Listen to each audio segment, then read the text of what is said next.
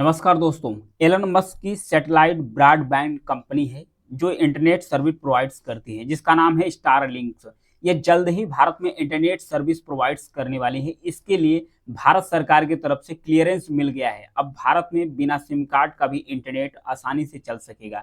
आइए समझते हैं इस प्रोसेस को और समझते हैं भारत सरकार ने क्यों एंट्री की स्टार लिंक की। यहाँ देखिए, केंद्रीय संचार मंत्री हैं जिनका नाम है ज्योतिरादित्यनाथ सिंधिया। इन्होंने कहा चाहे स्टार लिंक हो, चाहे किसी भी अन्य कंपनी हो, चाहे किसी भी प्रकार की कंपनी हो, जो भारत सरकार की गाइडलाइन को फॉलो करता है, जो भारत सरकार के जो रूल रेगुलेशन है उसको फॉलो करता है, हम उसको जो इंटरनेट सर्विस है वो भारत सरकार में देंगे। अपना इंटरनेट सर्विस प्रोवाइड करने के लिए लाइसेंस आसानी से दे देंगे। भारत सरकार का कंसर्न क्या है? भारत सरकार का कंसर्न है कि कोई भी सर्विस प्रोवाइडर्स हो, चाहे स्टारलिंक हो, चाहे अन्य कंपनी हो, उसे करना क्या होगा? सबसे पहला काम करना होगा, जो डेटा लोकलाइजेशन होता है उसके बारे में ध्यान देना होगा। ये डेटा लोकलाइजेशन होता क्या है, सबसे पहले इसको समझ लेते हैं। एक एग्जांपल के माध्यम से समझते हैं डेटा लोकलाइजेशन होता क्या है। जैसे कि कोई भी भारत का नागरिक हो गया या व्यक्ति हो गया, इंटरनेट सर्विस लेता है स्टारलिंक से। ये स्टारलिंक है जो एक सैटेलाइट है एलन मस्क की। तो यहाँ पर देखिए, कोई भी व्यक्ति हो अपना सर्विस लेता है। इस सर्विस लेने के बाद तो इनका जो भी व्यक्ति किसी भी सर्विस प्रोवाइडर का जब सर्विस यूज करता है तो इसका जो डेटा होता है वो उस कंपनी के पास पहुंच जाता है। तो ये जो कंपनी है, इस डेटा का इस्तेमाल जो भारत सरकार के भारत के नागरिकों का या भारत की कंपनियों का जो डेटा होगा, तो ये जो सर्विस प्रोवाइडर कंपनी होती है, इस डेटा का इस्तेमाल भारत से बाहर नहीं ले जाएगी। भारत के अंदर ही ये डेटा रहेगा और उसके साथ भारत से बाहर नहीं जाएगा या किसी अन्य कंपनी को ये डाटा बेचेगी भी नहीं। ये पहले इंश्योर करना होगा। इसके साथ ही जो भारत की इंटेलिजेंस है, भारत की जो खुफिया एजेंसी है, उसको ये डाटा आसानी से कहाँ मिल जाए, कोई भी क्राइम को पकड़ने के लिए डाटा आसानी से मिलने के लिए उसको लिंक प्रोवाइड्स करना होगा। यानी भारत की जो खुफिया एजेंसी है उसको ये डाटा आसानी से मिल जाए। उसके बाद ये जो भारत के जितने भी डेटा हैं भारत से बाहर न जाए, भारत के अंदर ही कहीं इसे लोकलाइज करके रखा जाए। तो ये कंसर्न है भारत सरकार का। तो हालांकि जो स्टार लिंक है, यानी जो एलन मस्क की जो सैटेलाइट्स कंपनी है स्टारलिंक ब्रॉडबैंड, इसने मानने के लिए तैयार हो गया। ये बोल दिए कि अब हम आसानी से मान जाएंगे, मतलब कि हम मानेंगे। अब देखने वाली बात यह है कि अब भारत का जो डिजिटल मार्केट है, डिजिटल स्काई है, इसे कौन कंट्रोल करने वाला है? Ambani versus Musk. क्योंकि जो अंबानी है, इनकी जियो है, एयरटेल है, एयरटेल वाली भी कंपनी है, जियो भी है। ये बहुत ज़्यादा मात्रा में भारत का जो सर्विस है, इंटरनेट सर्विस है, ये प्रोवाइड्स करते हैं। अब इन्हें कड़ी टक्कर मिलेगी एलन मस्क से। जब एलन मस्क से इन्हें कड़ी टक्कर मिलेगी तो जाहिर सी बात है, जब कंपटीशन होगा तो कंपटीशन में फ़ायदा तो ऑल ओवर्स जो सर्विस यूज करते हैं, जो कंज्यूमर्स होते हैं, जो ग्राहक होते हैं, उनको फ़ायदा होगा। कंपनियां जब आपस में कम्पीट करेगी तो जाहिर सी बात है, जो डेटा होगा ये होगा सस्ता। जब डेटा सस्ता होगा तो इसमें आम नागरिकों को ही फायदा होगा। तो देखिए, इसके बारे में और भी क्या क्लियरेंस मिला है। एक national space promotion and authorization centre है, जिसे इन स्पेस के नाम से जाना जाता है। इसने मंजूरी भी के लिए अप्लाई किया है और इन स्पेस के पास जो एप्लीकेशन है वह भी आगे बढ़ चुका है, लेकिन फाइनल अप्रूवल के लिए एडमिशन जो एडिशनल डिटेल्स है वो भी मांगी गई है। भारत में सैटेलाइट ब्रॉडबैंड सर्विसेज तब शुरू होगी जब सरकार अपनी प्राइसिंग और जो स्पेक्ट्रम लोकेशन है वो रूल अपना तय कर सकती है। यह प्रोसेस तभी शुरू होगा जब telecom regulatory authority of India, यानी भारत में जो टेलीकॉम रेगुलेटरी अथॉरिटी है जिसका नाम है ट्राइस, अगर ये तभी होगा जब ये ट्राई जब अपना क्लियरेंस देगी। ट्राई जब अपना क्लियरेंस देगी तभी इसको इशू कर दिया जाएगा, अन्यथा अभी भी इसे इशू नहीं किया जाएगा। सैटेलाइट सर्विस सेक्टर में रिलायंस जियो, भारती एयरटेल, वोडाफोन आइडिया जैसी भारत की जो कंपनी है, ये अमेजन के जो मालिक है जेफ बेजोस के जो कुइपर है, और मस्क की जो स्टारलिंक जैसी कंपनी है, ग्लोबल कंपनी है, अब इससे इनकी सीधे टक्कर होगी। इनकी सीधे टक्कर होगी क्योंकि जो जेफ बेजोस हैं ये अमेजन के फाउंडर हैं। जेफ बेजोस अमेजन के फाउंडर हैं। यहाँ पर देखिए, जो एलन मस्क हैं ये स्टारलिंक के फाउंडर है। अब इनकी सीधे भारत से टक्कर किससे होगी? अंबानी फैमिली से।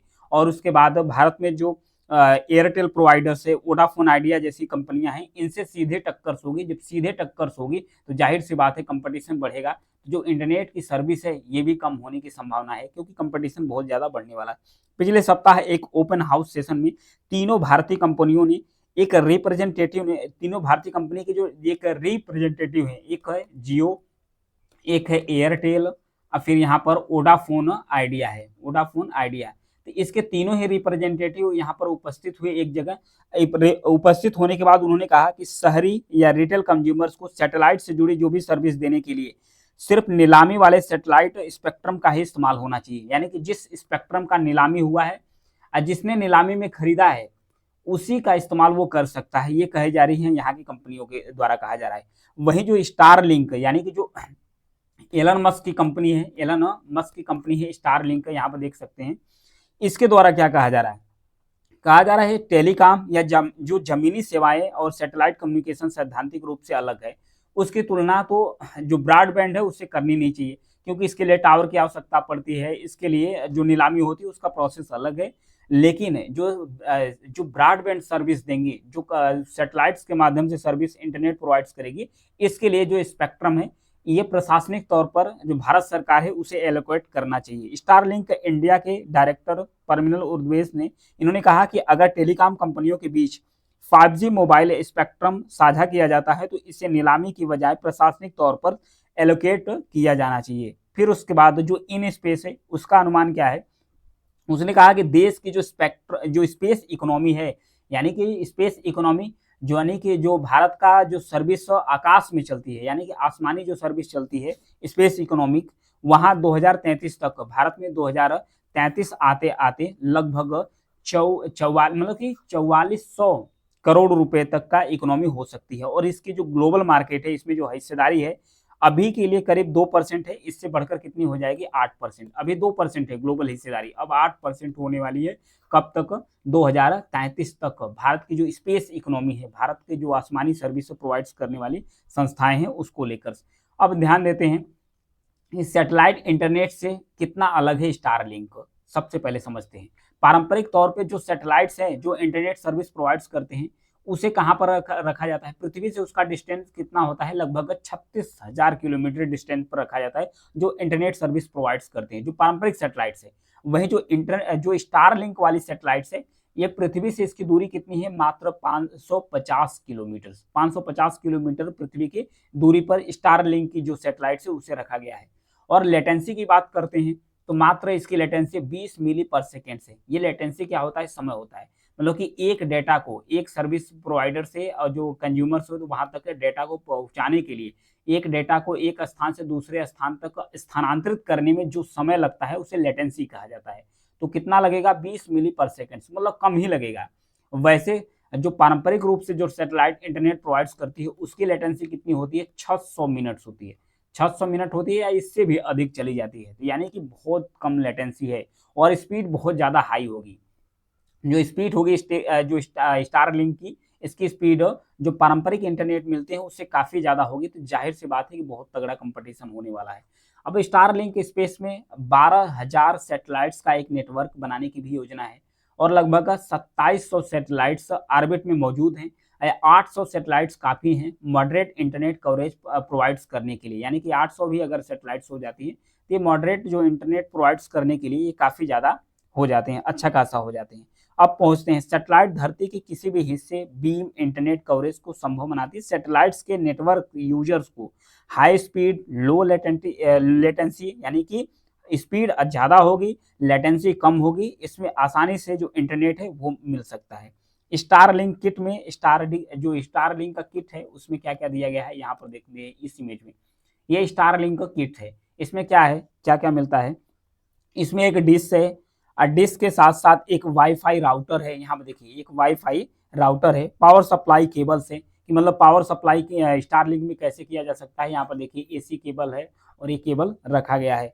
फिर उसके बाद एक माउसिंग ट्राइपॉड्स होता है। हाई स्पीड इंटरनेट के लिए डिश को खुले आसमान के नीचे रखा दिया जाता है। ये जो डिश है इसको खुले आसमान में रख दिया जाता है और इसको खुले आसमान में जब रख दिया जाता है तो इसको जो iOS है और जो एंड्रॉयड्स हैं, ये जो सर्विस प्रोवाइडर्स हैं जो मोबाइल एप्लीकेशन में लगे रहते हैं, इसको स्टारलिंक का जो ऐप है उसके साथ कनेक्ट किया जाता है। जब कनेक्ट किया जाता है तो बिना सिम का आप आसानी से इंटरनेट सर्विस का लाभ उठा सकते हैं जो स्टारलिंक का किट है उसके माध्यम से। तो इस तरीके से ये जो ऐप है, जो स्टारलिंक किट का जो ऐप है, इसी के माध्यम से आप अपने सेटअप को भी कर सकते हैं, आप इसे मॉनिटरिंग भी कर सकते हैं, उसकी निगरानी भी आसानी से कर सकते हैं।